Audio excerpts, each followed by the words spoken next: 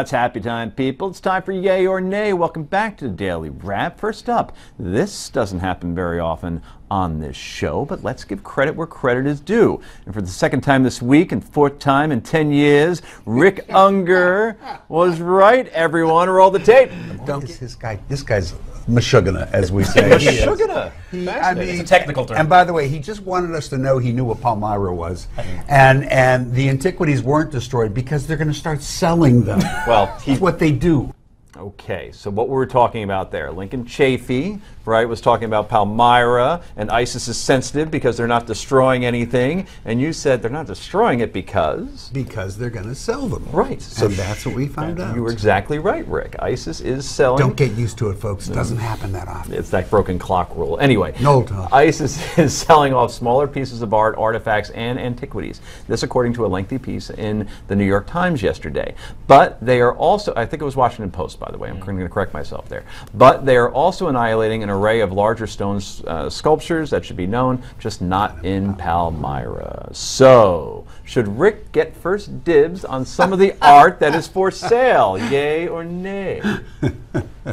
You're asking me? Nay, because despite what you may think, I cannot afford them. Oh, okay, very good. None of it should be allowed to be for sale. Anyone who's buying it should be tracked down. They're actually conspiring with ISIS. I agree. Sobering thought, but you're exactly right, yes. Yeah, I wonder how you could do that, though. How can you track? Yeah, you can track it. It's been done with the stolen Nazi art for generations. Yeah, it is absolutely doable. So there are people who can do it. Detail that kind of amount of police work to track these individuals. It's not hard. You just go on eBay and it's just like, hey, Palmyra. It's actually not as complicated. Priceless. It makes a very profound statement about not allowing ISIS to commercialize terror. I'd certainly welcome it. Okay. I just don't know if it's feasible. No jokes with Brad on this one. I'm going to stay away from that. Sorry about that. Just like, please. But he's right. He's exactly right. Anyway, Senator and 2016 hopeful Lindsey Graham may not be married, but that's not letting him stop him from getting to the White House. Telling the Daily Mail, and we quote, "We'll have a rotating first lady." Yep, the 59-year-old bachelor says,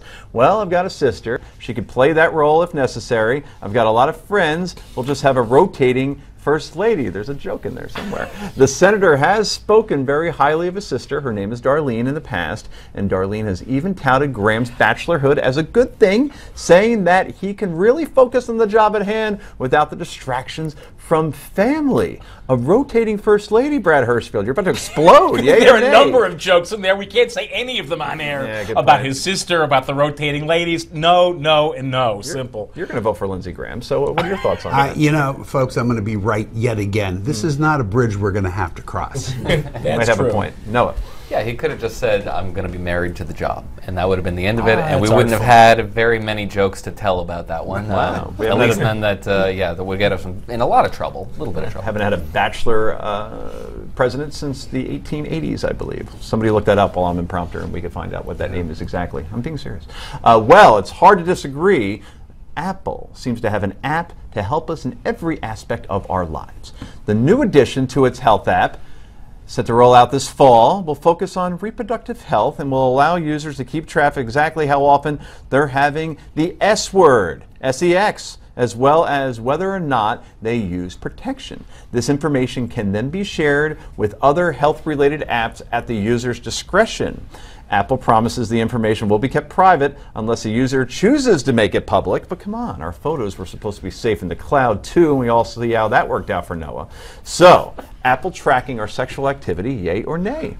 Sadly, I'm not in need of any help when it comes to tracking these issues, so, you know, You're a nay. married man. Yeah, Actually, that answers right. the question. Yes, go ahead. That could be interpreted a lot of different ways. No, no one needs to be tracking this. If they think it encourages people to a more sex-positive place, great, but this is not the way to get there. Okay, Noah? I'm going to channel Rick and say that this is fantastic because all this data can go to a central database where we hike the premiums on individuals who don't use prophylactics and end up costing us money for their STD care. Outstanding. He's got a point there. He does. That's good. He hijacked the yay or nay to get in the last word on you. You know, I got to admire that. I do. I'm sorry. Effective. Good. That was good.